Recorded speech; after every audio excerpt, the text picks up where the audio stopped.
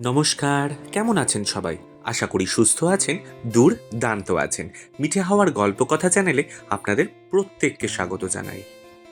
সেদিন সন্ধ্যায় আমন্ত্রিত ছিলাম রবীন্দ্র সদনের নৃত্যকল্প কত্থক কেন্দ্রের বার্ষিক অনুষ্ঠানে। এই সংস্থার কর্ণধার শ্রীমতী চুমকি সরকার, স্নেহের চুমকিদি।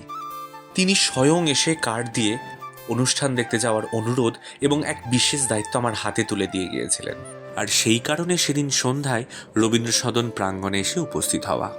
আর শৈল্পিক সত্তার অধিকারী হওয়ার সুবাদে রবীন্দ্র সদন প্রাঙ্গণ, প্রেক্ষাগৃহ এবং মঞ্চকে নিজের আরেকটা বাড়ি ছাড়া অন্য কিছু মনেই হয় না।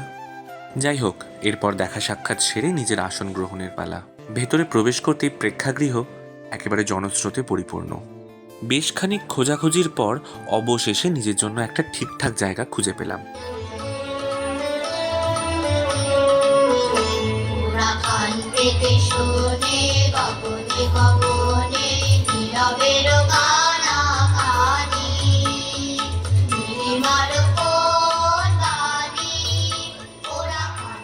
মঞ্চ জুড়ে এক ঝাঁক তারাদের চাঞ্চল্য, তাদের এই নিষ্পাপ মুখের হাসি যে কোনো মানুষের মনের মলিনতা এবং অবসাদ দূর করে দেয়।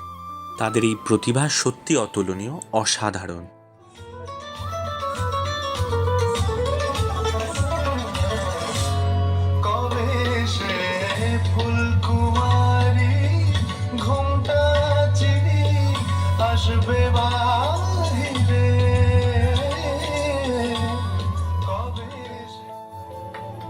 জগতে আনন্দ যোগে আমার নিমন্ত্রণ।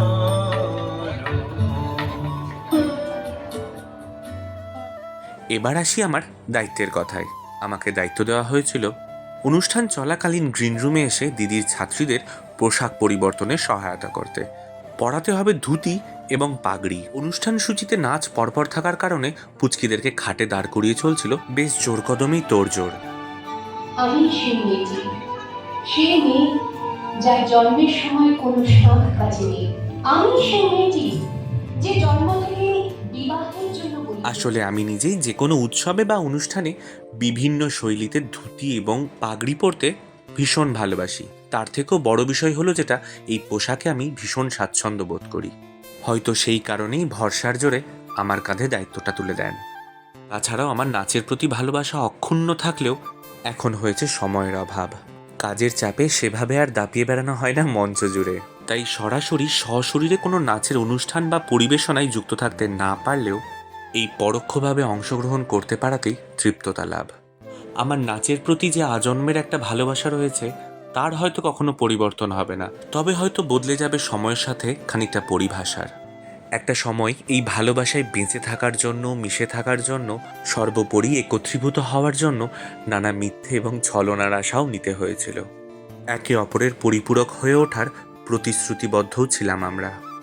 কিন্তু সময়ের এই ঘূর্ণবাদ চক্রে আর জোর, সুযোগ সবকিছু থাকলেও উপায়টা নেই আর।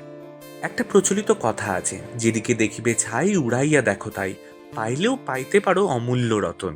তাই সেরকমই যদি কোনো জায়গায় জুড়ে থাকার সুযোগ পাই, জুড়ে যাই।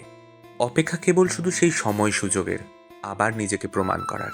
তাই পরম শক্তি পরমেশ্বরীর কাছে একটাই প্রার্থনা, পৃথিবীর সকল নৃত্যশিল্পী ভালো থাকুক, নাচে বেঁচে থাকুক। যাই হোক, অনুষ্ঠানের শেষ পর্যন্ত আর থাকা হয়নি। দায়িত্ব পর্ব মিটিয়ে দিদির সাথে দেখা করে রওনা দিয়েছিলাম এক বিশেষ জায়গায় যাওয়ার উদ্দেশ্যে। সন্ধে গড়াতে গড়াতে এগিয়ে চলছে রাতের দিকে। রাস্তাঘাট বেশিরভাগটাই ফাঁকা ফাঁকা। অবশেষে দ্রুত গাড়ি চালিয়ে এসে পৌঁছলাম ভৈরবতলা ঘাটের সামনে। গাড়ি গড়িয়ে ঘাটে পৌঁছতে আমার সাথে আর হাতে গোনা কিছু মানুষজন, সবাই ওপারে যাওয়ার অপেক্ষায়। দু একটা গাড়ির শব্দ ছাড়া নদীর পাড় একদম নিশ্চুপ, একটা শান্তির আবহাওয়া। রাতের গভীরতা গাঢ় হওয়ার সাথে সাথে কমেছে নৌকা সংখ্যাও, দুয়ের জায়গায় এখন এক। নৌকো বেয়ে যাওয়ার পথে চোখ পড়ল পাড়ের দিকে। ধার বরাবর জ্বলতে থাকা আলোর প্রতিচ্ছবিগুলো স্রোতের বুকে যেভাবে ভেঙে পড়ছিল, যেন মায়ার সৃষ্টি হচ্ছিল। চোখ সত্যিই ফেরানো যাচ্ছিল না। এসব দেখতে দেখতে ঘাট পারাপার করে পৌঁছে গিয়েছিলাম সেই গন্তব্যের দিকে। সেদিন ছিল ফলহারিণী অমাবস্যা, আর আমার ছিল চৌধুরী বাড়ির মায়ের পুজোর প্রসাদ পাওয়ার নিমন্ত্রণ। বাড়ির কর্ত্রী মানে কাকিমা আমাকে নিজেই ফোন করে আসার জন্য নিমন্ত্রণ জানিয়েছিল। আর এই চৌধুরী বাড়ির সকলের সঙ্গে পরিচিত হওয়ার মূল উৎস হলো কৌশানী, আদরের বৃষ্টি, আর ওর সাথে আমার পরিচয় একই সংস্থায় নাচ করার সুবাদে। এখন আর একসাথে নাচের মহড়া বা অনুষ্ঠান করা সম্ভবপর না হলেও সম্পর্কটা কিন্তু সেই জায়গাতেই রয়ে গেছে। কারা সঙ্গ পেলে খুশি হয়, সময়ে অসময়ে যোগাযোগে বিরক্ত হয় না, এত বছরের অভিজ্ঞতায় কিছুটা হলেও সেটা রপ্ত। আমি যাওয়াতেই তারা যে প্রত্যেকে কতটা খুশি এবং গদগদ সেটা তো দেখাই যাচ্ছে। অঙ্কুর, পারমিতা, বৃষ্টি এদের সঙ্গে যখনই দেখা হয় মনে হয় যেখানে শেষ করে গিয়েছিলাম আবার সেখান থেকেই শুরু হয়েছে। এসবের ফাঁকেই পেয়ে গেছিলাম কাকিমাকে এই পুজোর ইতিহাস জানতে। আমার মতন আমার মাকে আমি যখন পেয়েছি তখন এই বাড়িতে তখন আলাদা হয়ে যায় পুজো, তখন আমার নিজের পুজো হয়ে যায় মা। তার আগে পুজোটা অনেক দিনকার হলো, আজ 65 বছর হয়ে গেল পুজো। তো সেই পুজো অনুযায়ী আজ তবে আমার মাকে পাওয়া, আমার নিজের করে পাওয়া হয়েছে মাকে 7-8 বছরের হয়ে গেল। তো 7-8 বছরের মধ্যে মাকে আমি আমার মতন করে পেয়েছি, নিজের মতন করে। সেখানে মা আমাকে নির্দেশ মানে স্বপ্নাদেশ দিয়ে দিয়ে আমাকে আমার মতন করে আমাকে বলে, এবারই নিয়ম পুরো আমাকে আমার মতন করে আমাকে করে দিয়েছে মা, নিজেই করে দিয়েছে নিয়ম। এবারে নিয়ম অনুযায়ী আমার মায়ের পুজো আমি করি না, আমি আমার মতন করে করি। মা যেরকম আমাকে আদেশ করে সেরকম করে আমি পুজো করি। এই হচ্ছে বিষয়। যেমন আগে যেমন বামন দিয়ে ভোগ হতো, মা আমাকে নিজেই আদেশ করেছে, তুই যেমনই পারিস আমাকে নিজের হাতে ভোগ করে নিবি। সেটা আমাকে নিজেই করতে হয়, ভোগ বামন দিয়ে হয় না। এটা সাধারণত পুজোর ভোগ বামন দিয়ে হয়, তবুও আমাকে মা বলে তোর ভোগ তুই নিজেই করবি, ওটাতেই আমি ভোগ করি। আর প্রত্যেক অমাবস্যায়, আগে কোনোদিনই এ বাড়িতেই অমাবস্যায় পুজো হতো না, মানে ভোগ করে দেওয়া হতো না, সেটাও আমার আদেশ। অমাবস্যায় অন্তত একটু পরমান্ন করে দিতেই হবে মাকে, মানে শরীরে আমার না করালেও একটু পরমান্ন দিতেই হবে, মা তাতেই সন্তুষ্ট। এই হচ্ছে বিষয়। তারপরে প্রত্যেক শনিবার যেমন আদেশ হয়েছে, প্রত্যেক শনিবার আমাকে 5 ফল দিয়ে, একটু কাঁচা মিষ্টি দিয়ে, জবা ফুলের বেলপাতা মালা দিয়ে আমাকে পুজো দিতে হবে। এটা মায়ের আদেশ, আলতা সিঁদুর করানো, এটুকু করতে হয়।